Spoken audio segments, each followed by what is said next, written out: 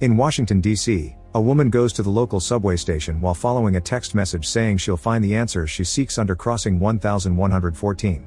However, when she arrives there, she finds nothing except her death because an incoming train kills her in seconds. Meanwhile in Thailand, American computer engineer Max is finishing his last job in the area. Afterward, he goes back to the hotel to get ready to return home, and he's surprised when he finds a package waiting for him with no sender. Inside he finds a very modern phone, but no clues about what he's supposed to do with it. Max decides to leave it for now and turns on the news, which is still discussing the matter of a controversial security funding bill that would authorize the NSA to upgrade its current surveillance technology worldwide. At that moment, a message from an unknown sender arrives on the new phone telling Max that the hotel will have a half-price rate this weekend only. When Max checks with reception, he gets confirmation that the promo is true, so he decides to stay 2 more days. At the same time in Russia, a bald man also receives a text message letting him know another phone has been detected. During the weekend, Max relaxes and has fun while still keeping up with the news, allowing him to learn the bill hasn't passed because of 1 vote, yet NSA director and bill supporter Burke refuses to comment on it. Watching the news also makes Max learn of a shocking surprise. The flight he had supposed to go home on crashed shortly after takeoff and nobody survived, meaning Max is alive, thanks to the phone message. Speaking of the phone, Max gets another text telling him to buy shares of a company named Scissor, but he decides to ignore it.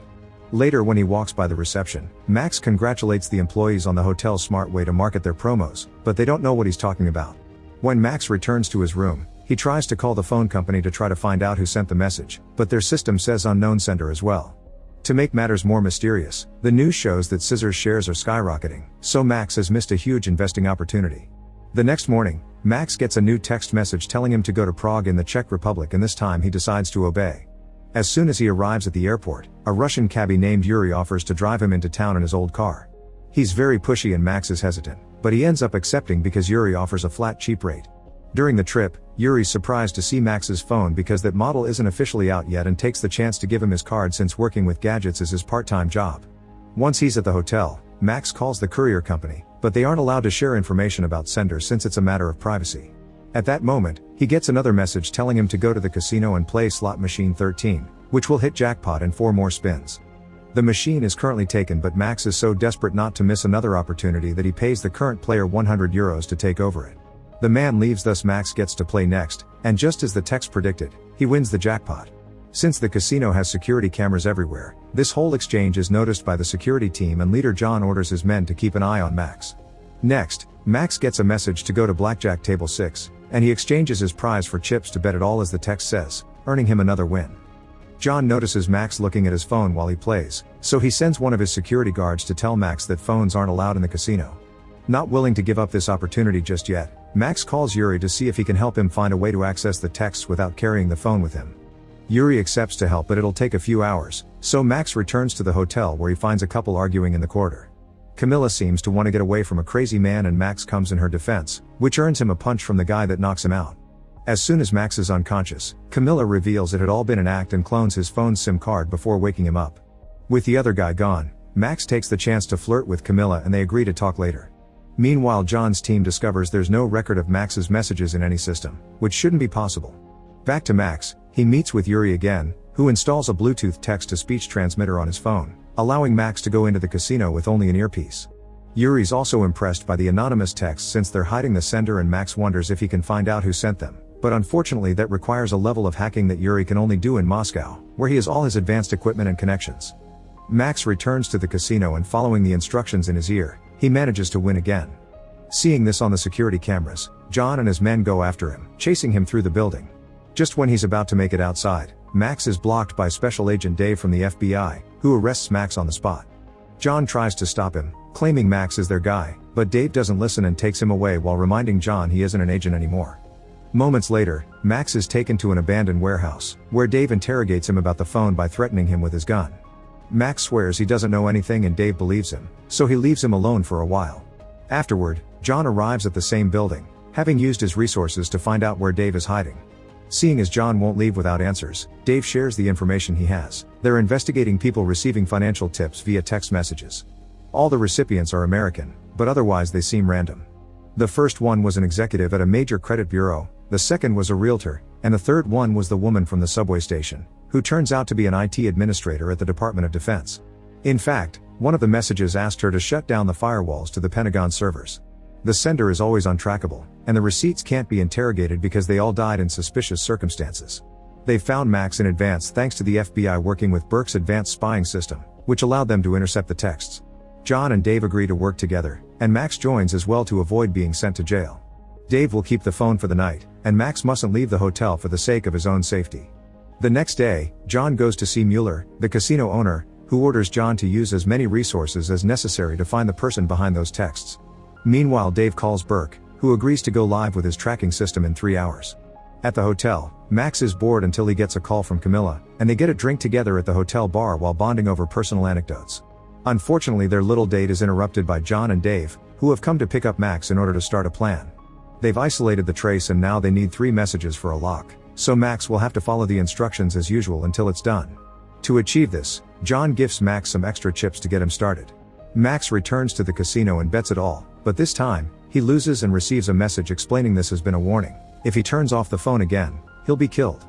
This sounds like a disaster, but the texts are enough for Burke's men to track the location of the sender to Maryland, USA. However, as soon as Burke hears this, he orders everyone to shut all tracking systems down immediately and then calls Dave to abort the mission because the NSA's surveillance program known as Echelon seems to be involved. Dave follows the orders and informs Max and John that the reasons for the termination are classified, but John can guess Echelon is involved. At the NSA headquarters, Burke's going crazy wanting to know who has hacked into Echelon to send these texts, but the system doesn't show any unauthorized access. Sometime later, John informs Mueller that Dave left with the phone and his theory about Echelon, so Mueller orders him to keep an eye on Max. Since he's still alive, this mysterious organization may contact him again. In the evening, Max visits Camilla at her home, where they share their dreams for the future and spend the night together. The following morning, while Max is distracted, Camilla gets a phone call that reminds her to keep Max busy and inside the apartment. In the meantime, the phone gets a text with an address, so Burke orders Dave to send an agent pretending to be Max. Dave doesn't think they can trick the texter like this and he turns out to be right. When the agent reaches his destination, he's killed in a car crash caused by someone manipulating the stoplights.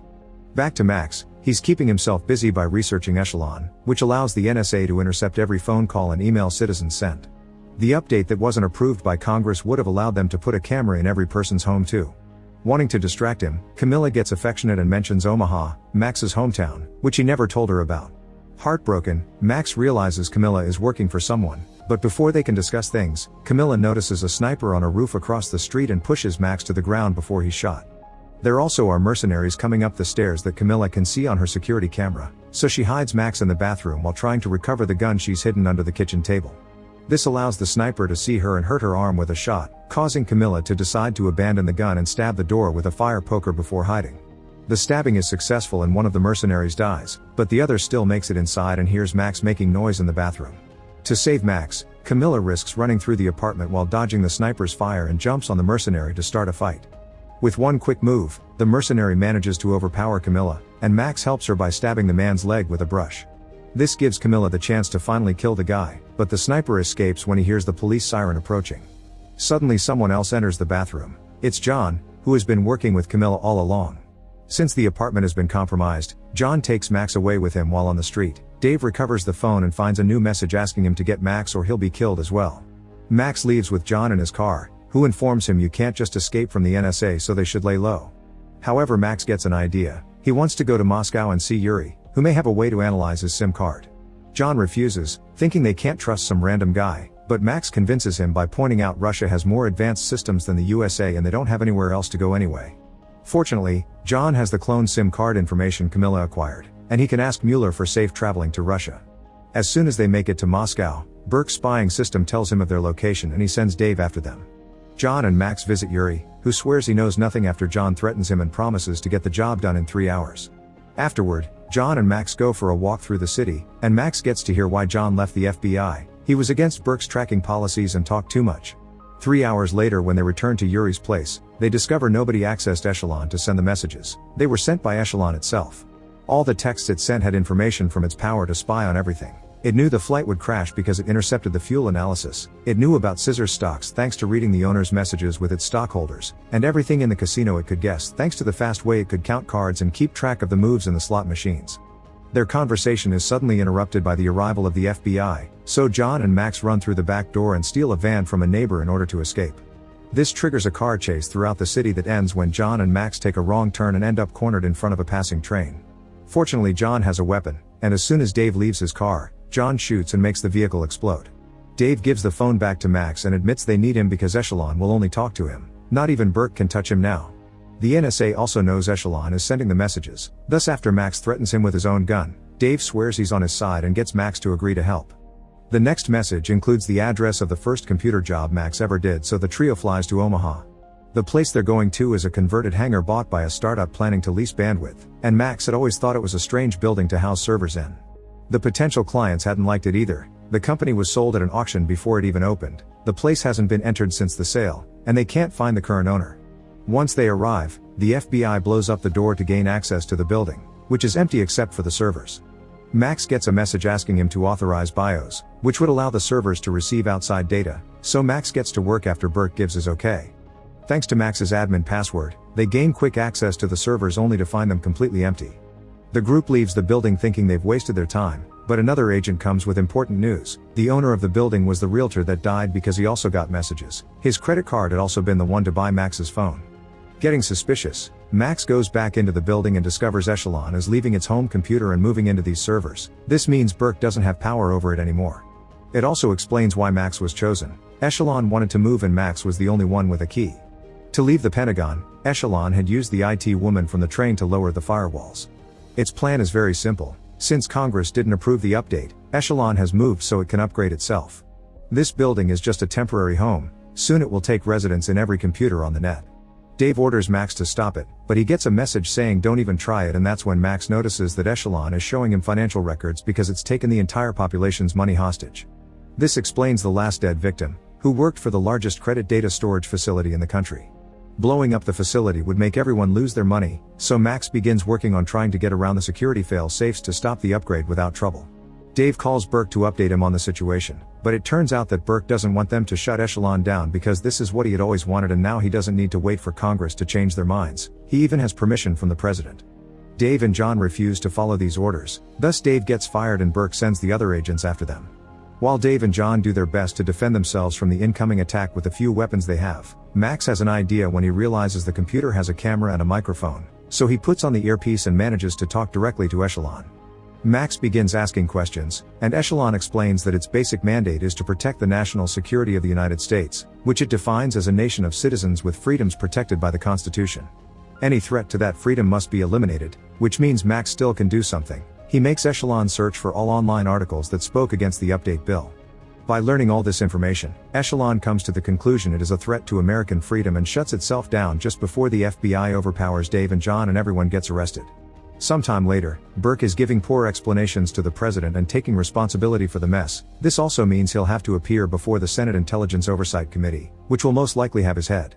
Mueller celebrates when he hears the problem has been solved, and Max is soon released from prison thanks to Camilla, who has paid everyone's bail. Nobody will be pressing charges because they don't want the public to learn about what happened. With Burke in trouble, John considers Dave's offer to come back to the FBI while Max reunites with Camilla, who explains Mueller sent the money for the bail and has also sent a hefty check for Max's thanks. Deciding he needs a vacation, Max invites Camilla to France, since that was her dream. At that moment, Max gets a message from Yuri, who congratulates him on a job well done. Speaking in Yuri, he's still in Moscow, but things are changing for him. After shaving and changing his hair to look neater, he puts his captain uniform back on because he's been part of the Russian security service all along. The bold man from the beginning is his boss, who commends him for his actions and points out they've helped the Americans to make the right decision. Make sure to subscribe and turn on notifications so you can watch more videos like this. Thanks for watching.